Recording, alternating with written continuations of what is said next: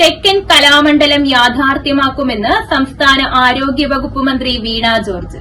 അയിരൂർ കഥകളി ഗ്രാമത്തിൽ നടന്നുവന്ന കഥകളി മേളയുടെ സമാപനത്തോടനുബന്ധിച്ച് സംഘടിപ്പിച്ച സാംസ്കാരിക സമ്മേളനം ഉദ്ഘാടനം ചെയ്യുകയായിരുന്നു മന്ത്രി.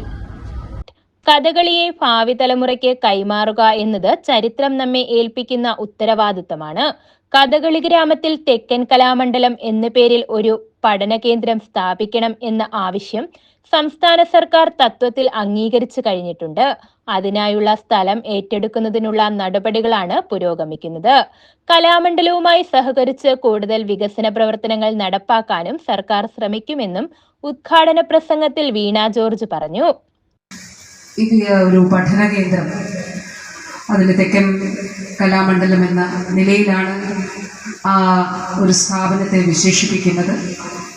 അതോടൊപ്പം നമ്മുടെ മ്യൂസിയം, മറ്റനുബന്ധമായിട്ടുള്ള കാര്യങ്ങൾ സംസ്ഥാന സർക്കാർ ഇതിനു വേണ്ടിയിട്ടുള്ള ഭരണാനുമതി നൽകിക്കൊണ്ട് സ്ഥലമേറ്റെടുപ്പിന് വേണ്ടിയിട്ടുള്ള നടപടികൾ നടക്കുകയാണ്.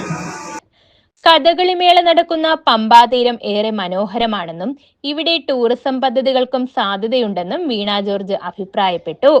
പത്തനംതിട്ട ജില്ലാ കഥകളി ക്ലബ്ബ് രക്ഷാധികാരി രാജു എബ്രഹാം XMLA അധ്യക്ഷതയിൽ നടന്ന ചടങ്ങിൽ Kerala Kalamandalam vice chancellor doctor B Ananthakrishnan മുഖ്യ അതിഥിയായി പങ്കെടുത്തു. News bureau, Pathanamthitta.